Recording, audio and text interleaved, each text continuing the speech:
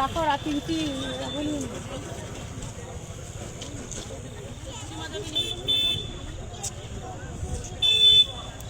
আজকে কোনটি চা দোকান কালকে যদি এটা সোনা দোকান যদি গোটে কাপড় দোকান হতো এটা যদি গোটে বড় ভুসিমাল দোকান হতো ওই ছেলেটা যদি ঘুমিয়ে রইতো এখানে সেই তো বলো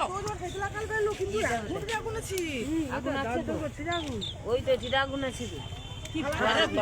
আগুন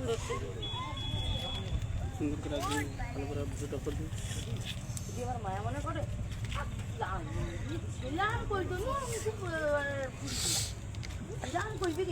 আবার আবার কি করে করে বলে মানুষের তো হচ্ছে যে